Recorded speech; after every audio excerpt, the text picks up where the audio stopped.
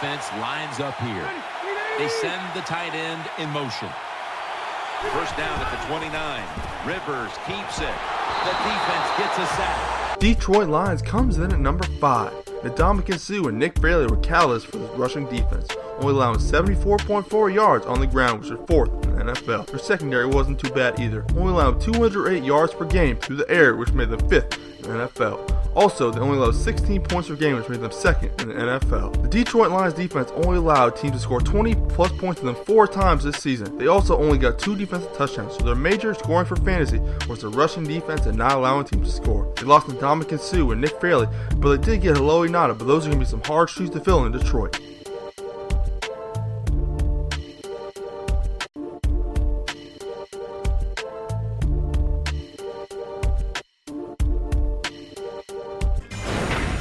J.J. Watt and the Houston Texans comes in at number 4 with 147 fantasy points on the season. J.J. Watt, the defensive MVP, really helped the Houston Texans defense with 20 sacks on the season, 1 interception for a touchdown, 5 fumble recoveries, 1 for a touchdown, and 1 safety. The Houston Texans defense got 6 defensive touchdowns, which amounts to a bunch of fantasy points. With the Texans finally getting Jadeveon Clowney healthy, he will help put pressure on the quarterback with J.J. Watt and amount for a bunch of turnovers. Also, with getting Vince Wilfork for a 2-year deal, be an elite run stopper down the middle. I expect the Texans to be a top 5 defense year after year.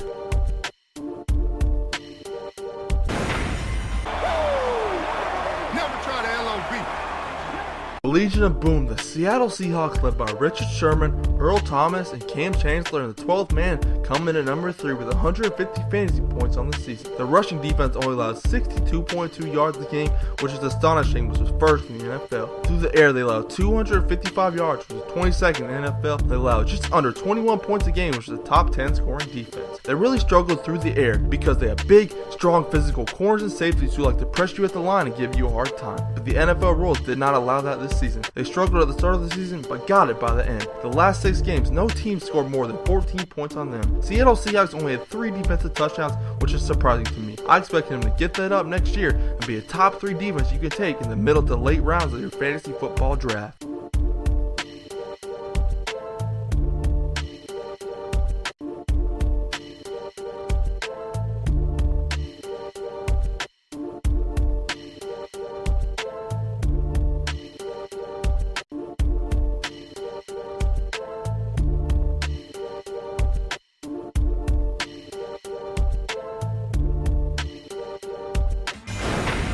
Coming in at number 2 is the Philadelphia Eagles defense. Yes, I said Philadelphia Eagles defense, giving up scores of 38 points, 53 points, and 34-point games. They also gave up 406 total yards per game and 26.4 points per game, which is 28th in the NFL and 25th in the NFL. So why are they a top 2 defense? I'll tell you why. They're opportunistic ways. They got 27 takeaways and 11 defense and special teams touchdowns, and even had one game where they had 3 special teams and defensive touchdowns. That amounts to a lot of fantasy points. I do not expect the Philadelphia Eagles to be a top 5 defense next year because I do not think they can replicate their 11 defense and special teams touchdowns.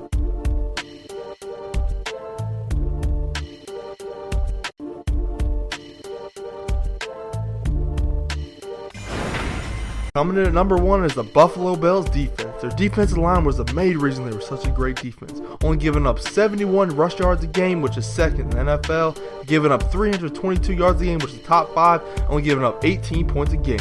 The reason this defense was so good is because they're so consistent. The defensive line would constantly get pressure on the quarterback.